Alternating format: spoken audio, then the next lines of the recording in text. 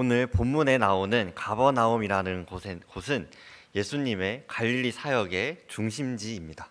가버나움은 상업적으로 뿐만 아니라 군사적으로도 매우 중요한 도시였습니다.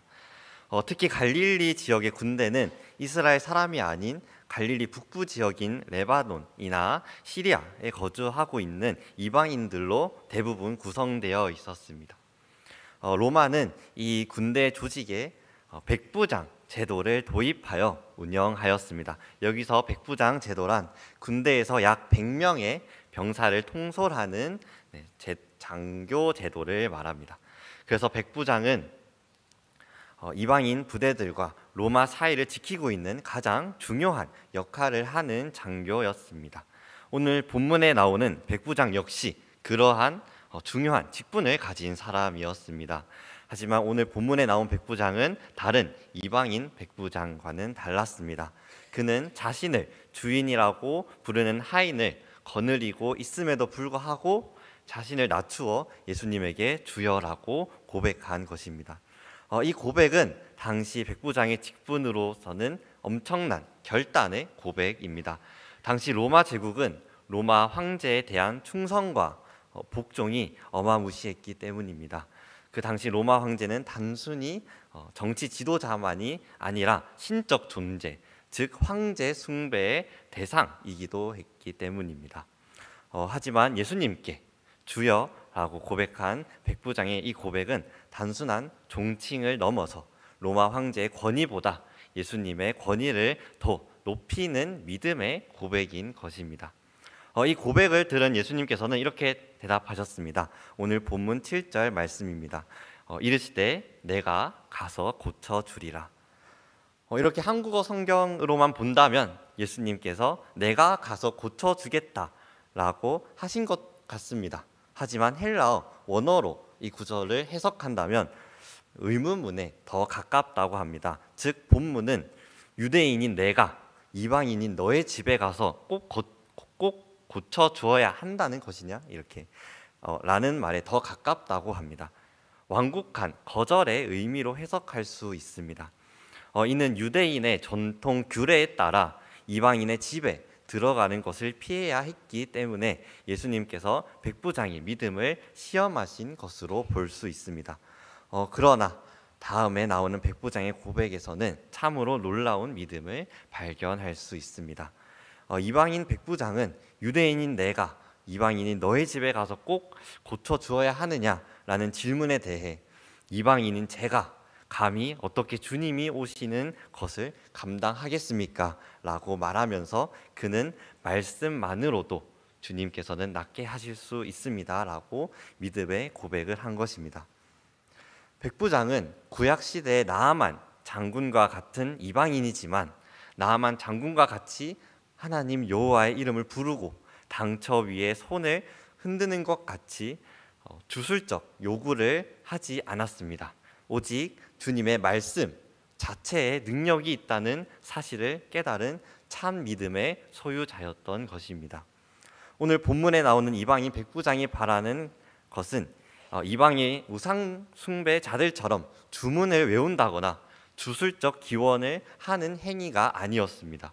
그는 모든 권세를 가진 예수 그리스도의 입에서 나오는 나음을 입으라 하시는 단 한마디의 말씀이었던 것입니다. 여러분, 문제의 해결 방법은 오직 주님의 말씀 안에 있고 또한 그 말씀만으로 모든 것이 이루어질 수 있다는 사실을 믿으셔야 합니다. 이 사실을 믿는 안동 동부교회 성도 여러분들이 되시기를 바랍니다. 백부장은 계속해서 고백합니다. 본문 9절 말씀입니다. 다 함께 한 목소리로 합독하시겠습니다. 9절 말씀입니다. 는 사람이요 내 아래에도 군사가 있으니 이더러 가라 하면 가고 저더러 오라 하면 오고 내 종더러 이것을 하라 하면 하나이다. 아멘. 이 고백은 실제로 백부장은 자신의 종들이나 부하들에게 명령을 내려 복종시킬 수 있었겠지만 세상 모든 만물 권세를 가지고 계신 예수 그리스도 앞에서 그분의 권세를 인정하고 도움을 청해야만 했던 믿음의 고백인 것입니다. 이 이방인 백부장의 믿음의 고백은 예수님의 눈에도 놀랍게 보일 정도로 훌륭했습니다. 본문 10절에서 13절 말씀입니다. 저와 여러분이 번갈아 가면서 한 절씩 교독하시겠습니다. 10절입니다. 예수께서 들으시고 놀랍게 여겨 따르는 자들에게 이르시되 내가 진실로 너희에게 이르노니 이스라엘 중 아무에게서도 이만한 믿음을 보지 못하였노라. 또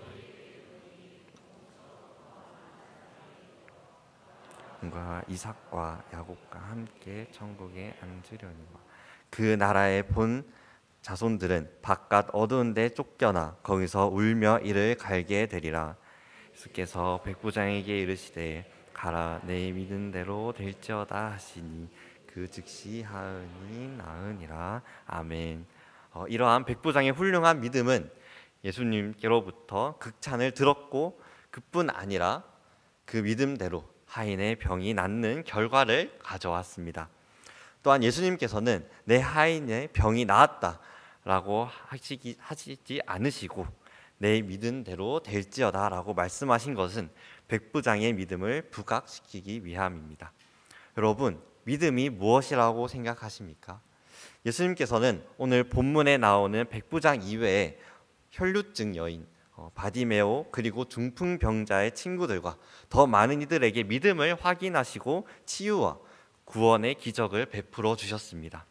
여러분은 믿음이 무엇이라고 생각하십니까? 어느 날 한 아파트에 불이 났습니다. 불길은 거세게 타오르고 짙은 연기가 건물 전체를 뒤덮었습니다. 그때 3층 창문에서 한 아이가 다급하게 외쳤습니다. 살려주세요. 제발 살려주세요 하고 다급하게 외쳤습니다. 연기는 점점 더 짙어지고 불길은 아이에게로 서서히 다가오고 있었습니다. 그 순간 아래쪽에서 또 다른 외침이 들려왔습니다. 창문으로 뛰어내려. 그 목소리는 바로 아이의 아버지였습니다. 아버지는 두 팔을 벌린 채 아이에게 온 힘을 다해 소리치고 있었습니다. 아들아, 창문으로 뛰어내려. 아빠가 받아줄게. 하지만 아이는 두려움에 떨며 울먹였습니다. 아빠가 안 보여요. 연기 때문에 아빠가 안 보여요. 그랬습니다. 아이의 눈에는 온통 자욱한 연기뿐 자신을 받아주겠다고 하는 아버지의 모습은 보이지 않았습니다. 아버지는 다시 한번 외쳤습니다. 아들아, 괜찮아. 아빠는 너를 보고 있어. 아빠가 너를 보고 있어. 아이 눈에는 아버지가 보이지 않았지만 하지만 그 아버지의 음성만 들려왔습니다. 아빠가 보고 있어. 아이의 눈에는 아무것도 보이지 않았습니다. 그저 아버지를 믿고 아버지의 음성을 믿고 아이는 두 눈을 꼭 감고 온몸을 던졌습니다. 그리고 아버지의 두 팔에 안겨 무사히 살았다고 합니다. 제가 마지막으로 다시 한번 여쭤보겠습니다. 사랑하는 안동 동부교회 성도 여러분, 믿음이 무엇이라고 생각하십니까? 오늘 본문에서 주님께서는 칭찬하신 백부장의 믿음은 무엇이기에 이스라엘 중 아무에게서도 이만한 믿음을 보지 못하였다고 그를 칭찬하셨습니까? 성경에서 말하는 믿음이 무엇이기에 믿음이 없이는 하나님을 기쁘시게 하지 못하고 과연 믿음이 무엇이기에 겨자씨 한 알만한 믿음만으로 산을 옮길 수 있다고 하신 것입니까? 예수님께서 칭찬하신 백부장의 믿음은 눈으로 보지 않고도 신뢰하는 믿음이었습니다. 이해하지 못해도 체험하지 않아도 말씀 한마디면 충분하다는 믿음이었습니다. 백부장은 고민하지 않았습니다. 갈등하지 않았습니다. 그는 갈등했더라도 만물의 주인 되시는 예수님의 그 한 말씀의 능력을 믿었습니다. 화재 속 아파트 창문에서 살려달라고 소리쳤던 아이 또한 아버지의 음성을 듣고 믿음으로 온 몸을 던진 것입니다. 여러분, 우리는 지금 너무 하나하나 다 따져보고 있지는 않은지 점검해 보아야 합니다. 지금 이 세대는 너무 하나하나 다 따져보고 눈으로 확인해 봐야 주님의 말씀을 믿는 세대인 것 같습니다. 주님께서는 이러한 세대를 보시고 이렇게 말씀하십니다. 요한복음 4장 48절 말씀입니다. 요한복음 4장 48절 말씀입니다. 제가 읽어드리겠습니다. 예수께서 이르시되 너희는 표적과 기사를 보지 못하면 도무지 믿지 아니하리라. 아멘. 주님께서는 표적과 기사를 보지 못하며 믿지 않는 이 세대를 보시고 한탄하십니다. 여러분, 믿음은 모든 것을 알고 나서 시작되는 것이 아닙니다. 믿음은 말씀에 의지하여 주님을 따르는 결단입니다. 믿음은 주님의 말씀에 따름이고 순종하는 것입니다. 진정한 믿음은 진짜 하나님을 너무 사랑해서 하나하나 확인하고 이것저것 따져보는 것이 아니라 하나님이 진짜 너무 좋아서 하나님께서 좋다고 하시면 나도 좋고 우리 눈에 보기에는 좋지 않고 가고 싶지 않은 그런 길일지 몰라도 하나님께서 좋다고 하시면 그 길을 걸어가는 것입니다. 그리고 내가 보기에는 좋지만 하나님께서 싫다고 하시면 나도 싫어하는 것입니다. 그 길이 좁고 협착해도 주님의 말씀을 따라 걸으며 내가 가고 서는 것, 그 모든 이유가 주님인 것입니다. 그것이 믿음입니다. 사랑하는 안동 동부교회 성도 여러분, 주님의 자녀로 산다는 것은 그런 것입니다. 오늘 설교 주제와 같은 제목의 찬양이 있습니다. 그 찬양의 가사는 이렇게 시작합니다. 네, 가사 띄워주세요.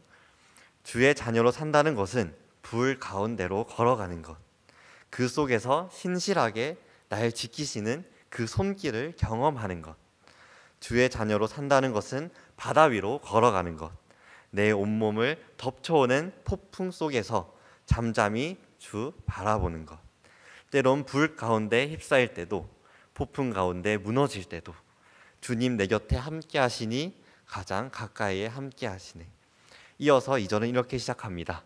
주의 자녀로 산다는 것은 나도 그들을 용납하는 것, 나를 위해 달리신 십자가 사랑, 그 사랑으로 살아가는 것. 주의 자녀로 산다는 것은 주님과 함께 동행하는 것, 주께서 지신 십자가를 기꺼이 지고 주와 함께 걸어가는 것. 그렇습니다, 여러분. 주님의 자녀로 산다는 것은 불 가운데로 바다 위로 걸어가고 때론 그 불에 휩싸이며 폭풍에 무너지지만 그 속에서 신실하게 날 지키시는 그 손길을 경험하고 잠잠히 주를 바라보는 것입니다. 그렇습니다, 여러분. 주님의 자녀로 산다는 것은 나를 위해 달리신 그 십자가의 사랑으로 살아가며 주님과 함께 동행하는 것입니다. 주께서 지신 십자가를 나도 우리도 기꺼이 지고 주님과 함께 걸어가는 것입니다. 마지막으로 다 같이 말씀을 찾으면 좋겠습니다. 마태복음 7장 13절에서 14절 말씀입니다. 마태복음 7장 13절에서 14절 말씀입니다. 다 같이 한 목소리로 합독하시겠습니다. 좁은 문으로 들어가라. 멸망으로 인도하는 문은 크고 그 길이 넓어 그리로 들어가는 자가 많고 생명으로 인도하는 문은 좁고 길이 협착하여 찾는 자가 적으리라. 아멘. 네, 말씀을 정리하겠습니다. 주님의 자녀로 산다는 것은 크고 넓어 찾는 사람이 많은 길을 걸어가는 것이 아닙니다. 우리가 걸어가야 하는 길은 좁고 협착해서 찾는 사람이 적은 길입니다. 그 문으로 들어가면, 그 길을 걸으면 우리에게 어떠한 고난과 고통이 따라올지 모릅니다. 그 좁은 문을 열고 협착한 길 끝에는 무엇이 있을지 지금 우리는 아무것도 모릅니다. 하지만 우리는 들어가야만 합니다. 예수님께서 우리를 위해 그 좁은 문을 먼저 들어가셨기 때문입니다. 모두가 외면한 좁은 문, 십자가의 길을 우리를 위해 걸어가셨기 때문입니다. 주님께서는 죄로 인해 죽어가는 우리에게 하나님의 사랑을 보여주시기 위해 묵묵히 십자가를 지시고 걸어가셨습니다. 믿음은 고민하지 않는 것입니다. 갈등하지 않는 것입니다. 뜨거운 불과 까만 연기 속에서 아버지가 외치는 그 음성을 듣고 온 몸을 던진 아이처럼 자신의 위치와 상황 같은 거 문제 삼지 않고 예수님께 나와 말씀만으로 나음을 받는다고 고백한 백부장처럼 우리도 믿음으로 그 길을 걸어가야 합니다.